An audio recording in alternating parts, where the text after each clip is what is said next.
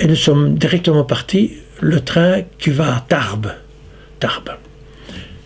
Entre parenthèses, la paix avait été signée par Pétain et les Allemands. Conclusion, on avait déjà dessiné la ligne de démarcation, la France occupée et la France libre. Et quand on a pris le train de Bayonne pour aller à Tarbes, on a été arrêté à Orthez. O-R-T-H-E-Z. Orthez. Qui est très connu par les joueurs de basketball, parce qu'il y a une équipe qui joue bien là-bas, Orthez. Et les Allemands, c'était le 3e jour de l'occupation, le 4e, on était en règle, c'était plus pour voir qu'on n'avait pas des bombes et tout ça avec nous. Et on est arrivé à Tarbes le matin, à 5h30 du matin, à Tarbes. Yves Leroy et moi, rien que nous deux. On a descendu mon vélo, lui est descendu aussi, et on a marché depuis la gare de Tarbes jusqu'au grand séminaire de Tarbes. Bon, pourquoi ? Ah oui, mais justement, il n'y avait pas de train qui roulait aussitôt, 5h30 du matin, à part le train. Notre train, les autres, il n'y avait pas. Enfin, on allait là pour manger, comme moi je mangeais toujours dans les séminaires aussi. Et on arrive là, tout était fermé, les grilles, c'était des grilles avec des bouts fermés. On s'est assis sur le trottoir et on a attendu jusqu'à 7h, 7h30 je crois. Et à un moment donné, on a ouvert. Qu'est-ce qu'on a vu devant nous? Tous les vélos que j'avais perdus à Dunkerque. Et il y avait déjà 1 mois et demi, 2 mois, je ne sais pas, au mois d'août. Et là, nous avons commencé la guerre le 10 mai. Donc vous voyez, j'avais fait tout ce voyage tout seul, 16 ans. Je n'étais pas mort. J'avais toujours les mêmes vêtements. Oh. Enfin, on est arrivé à Tarbes. Et moi je dis, mais c'est des vélos de Wavre, ça. Et alors, eux, les autres, ils descendaient à ce moment-là. Oh, voilà, Henri qui est revenu, on a retrouvé, bon, voilà. Voilà. Alors, moi je n'ai pas traîné. De suite que nous étions à Tarbes, j'ai cherché une place pour gagner de l'argent quand même. Hein. Et je suis devenu employé de la mairie de Tarbes, qui est c'est énorme, c'est immense. Et j'avais un bureau et je devais distribuer des timbres de ravitaillement. J'avais tout un règlement. Hein. Il fallait qu'ils me donnent ça pour bon. Mon frère, lui, vendait des journaux qui s'appelaient La Dépêche. Je vois le journal La Dépêche. Et il nous a raconté son voyage. Lui était venu par un autre chemin avec le groupe. Ils sont passés par Limoges. Et là, il a dû conduire des trams. Oui, donc oui, c'est moins rapide que les avions. Mais enfin, mais on était quand même contents d'être tous de nouveau, tous ensemble.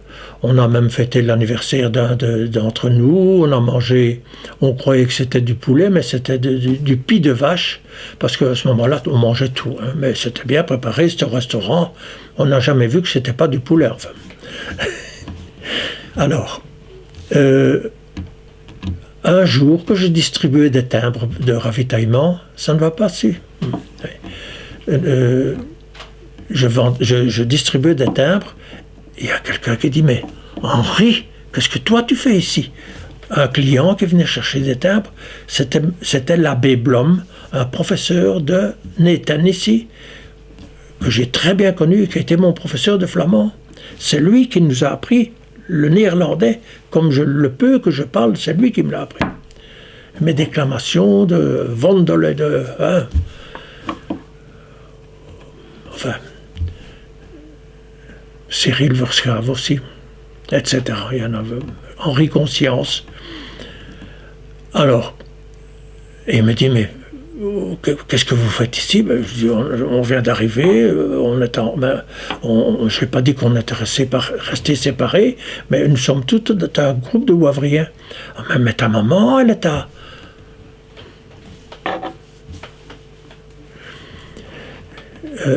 dans le Cantal, enfin à Aurillac, elle est à Aurillac, avec ses 2 frères prêtres avec les 4 enfants qui restent. Oh, ben ça, on va lui téléphoner. On a téléphoné, et voilà. On a dit que Léon était fort fatigué, que lui ne peut pas retourner à vélo, mais toi, tu vas retourner à vélo, mais on va venir te chercher avec un vélo aussi. Un de mes oncles. Et alors, j'ai fait un voyage magnifique que je recommande à tout le monde. Oh, le Gers. Alors le pays de Rocamadour, le gouffre de Padirac. Toujours en logeant où on voulait, parce que l'oncle qui est venu me chercher, c'était aussi un prêtre. Conclusion, on est arrivé à Aurillac 4 jours, 5 jours après. Très fatigué, mais parce que ça montait et ça descendait là-bas. Et alors, quand nous sommes arrivés à Aurillac, ma mère venait de recevoir de papa, donc maman recevait de papa une lettre disant qu'il était à Villeneuve-sur-Lot. Ah, le temps de souffler un petit peu à Aurillac. Moi, on m'a demandé d'aller jusqu'à Villeneuve-sur-Lot pour voir un petit peu avec mon père ce qu'on peut faire. Parce que lui était, à ce moment-là, chef d'état-major du général Pouleur. Non, plus de Pouleur. Pouleur venait de partir, le général Féot. Il y avait d'ailleurs à Villeneuve-sur-Lot tout le ministère de la Défense nationale, le ministre Denis à ce moment-là, tous les autres que j'ai connus. Et j'ai logé avec mon père. Et il m'a dit, si on pouvait trouver une maison, ce serait bien, enfin un logement, etc. On a cherché, et j'ai trouvé il y avait une usine qui fabriquait des pantoufles, et il y avait la maison du concierge, mais qui était grande, il y avait 3 chambres en haut, il y avait salle à manger, cuisine, tout ce qu'il fallait. J'ai téléphoné à maman est venue avec ses frères et sœurs, et tout le monde a logé là-dedans. Bon. Sur ces entrefaites, il y avait la commission de récupération de tout ce qui était venu en France, puisque c'était la paix. C'était c'était pas l'armistice, c'était la paix entre les Allemands et les Français. Et il y avait une décision, c'est que tout ce qu'il y avait de Belges devait rentrer en Belgique. D'ailleurs, tous ceux qui sont venus en bicyclette, là, ils sont tous repartis en Belgique. Hein. Vous allez vous demander pourquoi moi et mon frère, je ne vais pas dire mon frère et moi, parce que moi, on m'aurait tué, mais je ne serais plus retourné en Belgique. Ça n'aurait rien à faire. Mon père nous avait vraiment élevés d'une manière anti-allemand, à fond. Parce qu'il avait été blessé à la guerre de 14-18, et il était militaire depuis... il était capitaine à 21 ans, en 1916. Donc, vous voyez, il était en 1895, il était né. Et il avait fait une belle guerre. Mais, 1 mois avant la fin, avant l'armistice, il a attrapé une balle explosive dans la cuisse, dans la fesse. Ça a été très grave. D'ailleurs, il a été invalide toute la guerre avec cette histoire-là. Donc moi, je ne serais pas retourné. Heureusement qu'on a appris que papa était là, donc on n'est pas parti. Mais tous les autres sont retournés. Il y en a d'ailleurs qui sont revenus après, qui se sont enfouis en Angleterre.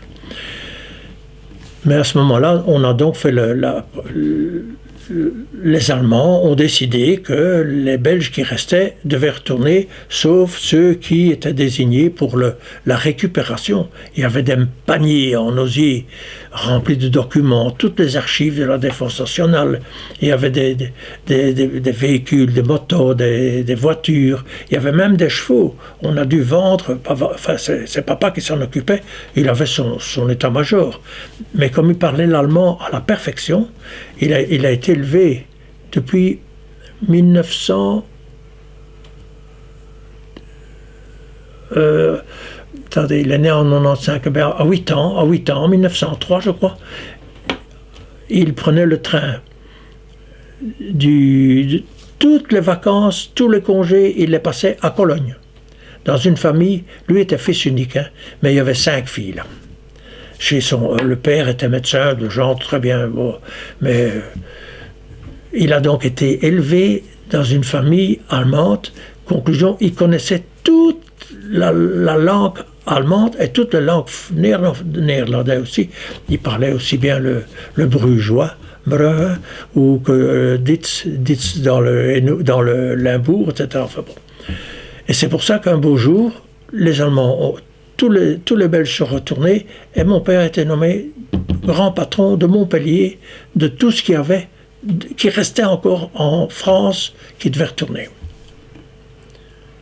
Alors il nous a appelés, mon frère et moi, et il nous a dit voilà, maintenant on peut le dire parce que c'est la guerre finie, mais à ce moment-là on ne pouvait pas. Il avait fait un service de passage également et qui était beaucoup utilisé. Il était sûr que si on partait dans cette filière-là, vous savez ce que c'est une filière, hein, comme un réseau. Il y a le réseau Comet, etc. Il y avait un réseau qui partait de Montpellier. Et alors, je vous assure, c'est pas n'importe quoi. Hein. On allait jusqu'à Toulouse et puis on est allé à Collioure. Vous ne connaissez pas, c'est presque la frontière espagnole. Collioure. Donc, on s'est mis d'accord. Mon père avait d'abord demandé je vous recommande l'infanterie. L'infanterie, c'est la reine des batailles. Si vous ne voulez pas l'infanterie, je vous recommande les blindés, c'est très bon aussi. Mais je vous interdis d'être parachutiste, commando ou pilote. Oui, papa. Comme il avait dit qu'on ne pouvait pas fumer la cigarette, ça je ne l'ai jamais fait. Et je l'ai bien fait parce que mon frère est déjà décédé, mais moi pas. Enfin, j'ai fumé la pipe assez longtemps, mais pas la cigarette. Ça, c'est un détail. Bref, quand il a eu tout dit, on est parti avec un monsieur qui avait 36 ans. Moi, j'avais 17 ans à ce moment-là. Michel de Krombrugge de Loringen, qui était, lui, il retournait vers le Congo belge pour devenir agent territorial. Un monsieur extraordinaire. Et il nous a mis, donc on est rentré dans la filière. Ça a été terrible. Le premier jour, par exemple, hein, on est arrivé à Toulouse, etc., puis on est arrivé à Collioure, eh bien, il faisait le soir, la nuit, et on a dû passer dans un tunnel pour arriver sur la zone des montagnes. On a dû marcher pendant... je suis sûr, pour moi, ça a été 1 heure, mais on ne voyait rien, c'était la nuit, on ne pouvait pas parler, rien du tout. On n'entendait que crier et jurer parfois parce qu'on tombait. Quand je pense que ma mère nous avait mis notre bon costume pour partir en Angleterre, et on est tombé là-dedans. Enfin, on s'est relevé, etc. Bon.